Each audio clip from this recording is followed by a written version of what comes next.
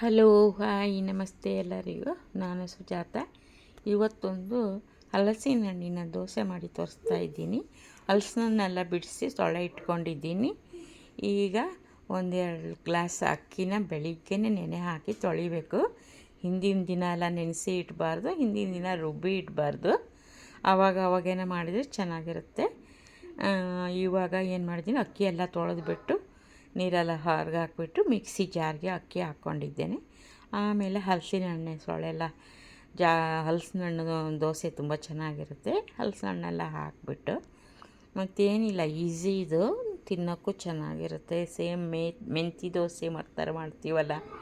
ಸ್ವಲ್ಪ ತೆಂಗಿನಕಾಯಿ ತುರಿ ಹಾಕ್ಕೊಂಡಿದ್ದೀನಿ, ಒಂದು ತೆಂಗಿನಕಾಯಲ್ಲಿ ಅರ್ಧದಲ್ಲಿ ಅರ್ಧ ಹಾಕ್ಕೊಂಡಿದ್ದೀನಿ.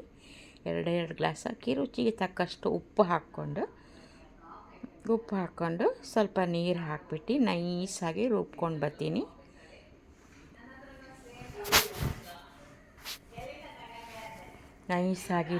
ಬರ್ತೀನಿ.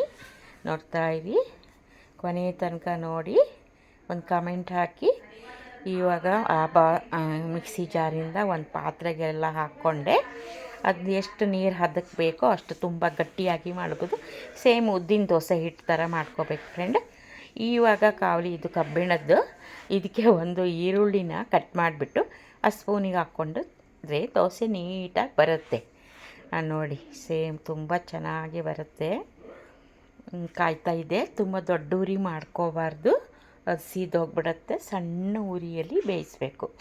ಮೆಂತಿ ದೋಸೆನೂ ಹಾಗೆ ಸಣ್ಣ ಉರಿಯಲ್ಲಿ ಬೇಕೆಂದರೆ ಅದು ಚೆನ್ನಾಗಿ ಬೆಂದು ಗಮ್ ಅಂತ ಹಲಸಿನ ಹಣ್ಣಿನ ಘಮ ಬರ್ತಾ ಇದೆ ನೋಡಿ, ಎಷ್ಟು ಚೆನ್ನಾಗಿರುತ್ತೆ. ತುಪ್ಪ ಹಾಕ್ಕೊಂಡು ತಿನ್ಬೋದು.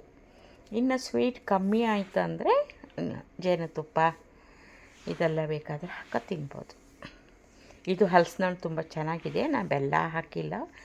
ಹಲಸಿನ ಹಣ್ಣು ಸ್ವಲ್ಪ ಸ್ವೀಟ್ ಕಮ್ಮಿ ಇತ್ತಂದರೆ ಒಂಚೂರು ಬೆಲ್ಲ ಹಾಕ್ಬೋದು.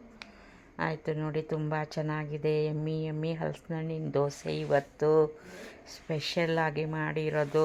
ನಾವು ಚಿಕ್ಕವರಿದ್ದಾಗೆಲ್ಲ ಹಲಸಿನ ಹಣ್ಣು ದೋಸೆ, ಹಲಸಿನ ಹಣ್ಣು ಇಡ್ಲಿ ತುಂಬ ತಿಂತಾಯಿದ್ದೀವಿ. ಇವಾಗ ಅದು ನೆನಪಾಗಿ ನಾನೇ ಮಾಡಿಕೊಂಡೆ ಇವತ್ತು. ತುಂಬ ಚೆನ್ನಾಗಿ ಬಂದಿದೆ ಫ್ರೆಂಡ್ಸ್. ಕೊನೆ ತನಕ ನೋಡಿ, ಎಲ್ಲೂ ಸ್ಕಿಪ್ ಮಾಡಬೇಡಿ, ಒಂದು ಕಮೆಂಟ್ಸ್ ಹಾಕಿ. ಇನ್ನು ನನ್ನ ಚಾನಲ್ಗೆ ನೋಡಿಲ್ಲ ಅಂದರೆ ಸಬ್ಸ್ಕ್ರೈಬ್ ಮಾಡಿ ಫಸ್ಟ್ ಟೈಮು. ಆಮೇಲೆ ಆಲ್ ಒತ್ತಿ ಸಬ್ಸ್ಕ್ರೈಬ್ ಮಾಡಿ, ಬೆಲ್ ಬಟನ್ ಒತ್ತಿ. ಓಕೆ, ಇನ್ನೊಂದು ಆಯಿತು, ದೋಸೆ ಮುಗ್ದೇ ಹೋಯಿತು. ಇನ್ನೊಂದು ಒಳ್ಳೆ ವೀಡಿಯೋದೊಂದಿಗೆ ಮತ್ತೆ ಬರ್ತೀನಿ. ಅಲ್ಲಿ ತನಕ ಕಾಯ್ತಾ ಇರಿ. ಓಕೆ.